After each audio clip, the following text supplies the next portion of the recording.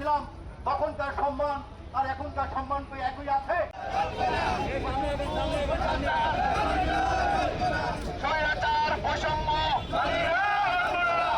আমরা দাবি জানিয়েছি যে আমাদের সিভিল এভিয়েশন একটা স্বায়ত্তশাসিত প্রতিষ্ঠান, কিন্তু এখানে বিভিন্ন সময় বিশেষ একটা বাহিনীর হস্তক্ষেপ হয়, যার জন্য আমাদের নিজস্ব যে সক্রিয়তা সেটা আস্তে আস্তে বিলুপ্ত হওয়ার পথে। আমরা সেটা আমাদের নিজেদের সক্রিয়তা বজায় রাখার জন্য আমাদের দাবি দেওয়াগুলো পেশ করতেছি। বাংলাদেশ যেটা এয়ারফোর্স, আমাদের আইকা রুলস অনুযায়ী প্রত্যেকটা দেশেরই সিভিল এভিয়েশন অথরিটি আছে যারা নিজস্ব রুলস রেগুলেশন অনুযায়ী পরিচালিত হয়।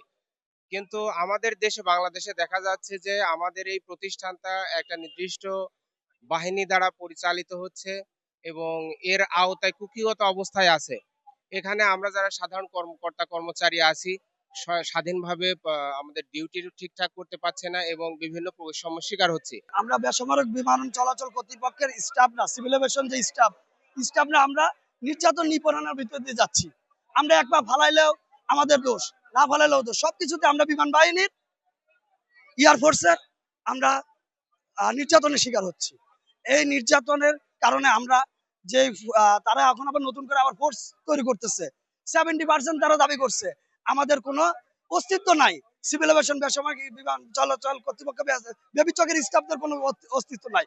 হঠাৎ করে কিছুদিন আগে আমরা শুনতে পাই যে এয়ারপোর্টে বাংলাদেশ এয়ারপোর্ট সিকিউরিটি ফোর্স নামে একটা ফোর্স গঠন করা হবে, যেখানে এয়ারফোর্সের 70% লোক থাকবে। 10,000 লোক, প্রায় 10,000 লোকের একটা প্রস্তাবনা ধরা হয়েছে, যেখানে 70% অর্থাৎ 7,000-এর মতো এয়ারফোর্সের লোক এখানে থাকবে।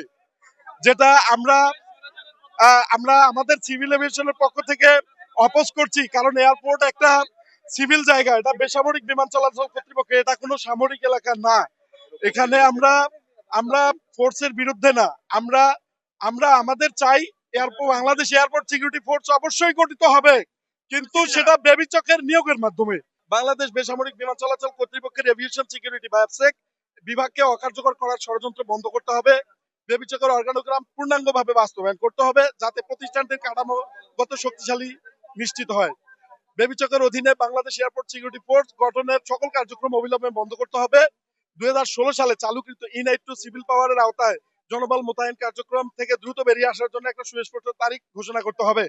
10 সদস্যের বেবিচক পর্ষদে বিদ্যমান বৈষম্য দূর করতে হবে এবং বেবিচকের প্রকৃত প্রতিনিধিত্ব নিশ্চিত করতে হবে। বেসামরিক বিমান চলাচল কর্তৃপক্ষ স্বনির্ভরিত ও টেকসই উন্নয়ন নিশ্চিত করতে কার্যকর পদক্ষেপ গ্রহণ করতে হবে। এখানে আরো বেশি একটি বিষয় উল্লেখযোগ্য যে সামরিক জায়গায় বেসামরিক জায়গায় সামরিকীকরণের যে দখলদারিত্ব, এটা আমরা পাকিস্তানকে দেখে আসছি। 1971 সাল পরের থেকে বাংলাদেশ অনেক এগিয়ে গেছে, কিন্তু পাকিস্তান তার সেই জায়গাতেই বসে আছে। এটাতেই প্রমাণ করা যায় যে বেসামরিক জায়গায় সিভিল কখনোই কার্যকর এবং সেটা ফলপ্রসূ হয়ে আসে না।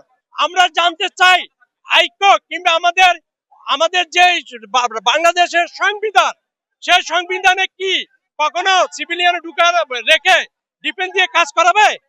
এটা কি আছে?